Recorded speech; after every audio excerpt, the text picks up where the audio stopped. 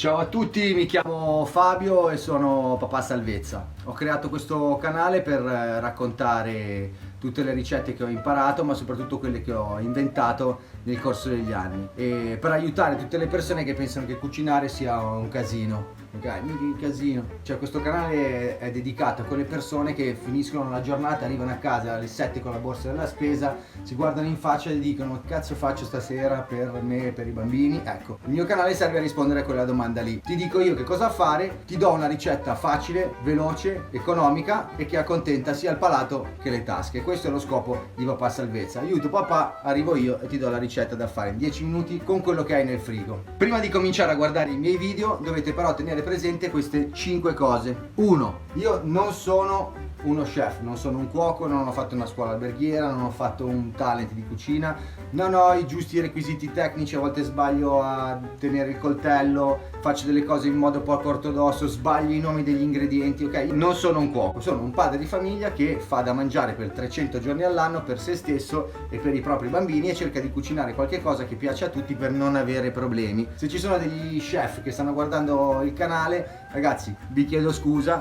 ma il mio è un altro campionato. Voi cucinate, io faccio da mangiare. 2. La mia è proprio la cucina di tutti i giorni, quella proprio per salvarsi alla sera.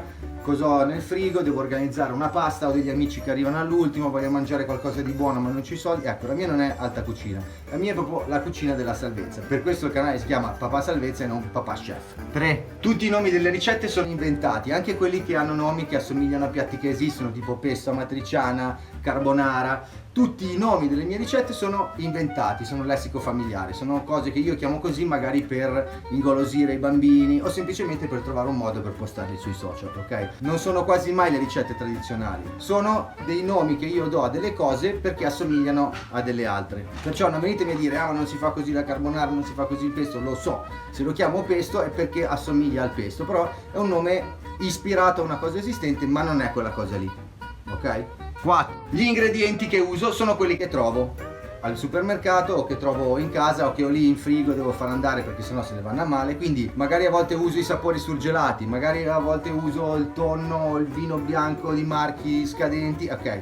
Io cucino con quello che ho, gli ingredienti a volte li sostituisco, sono sbagliati, abbiate pazienza, ma è una cucina vera, una cucina di tutti i giorni, quindi cucino con quello che ho. Se mi manca una cosa la sostituisco, se non la riesco a sostituire non ce la metto. Ok? E 5. Mi mangio tutto, tutte le cose che vedete nelle ricette che faccio in video, io poi dopo me le mangio, cioè 99 su 100 io faccio il video della ricetta mentre la sto cucinando per cena a mia moglie, ai miei figli o a chi c'è in casa, agli amici, parenti, fratelli eccetera.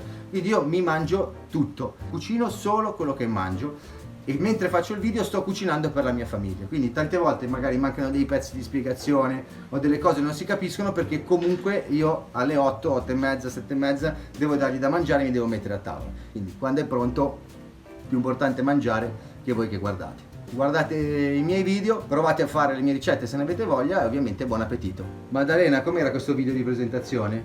Oh.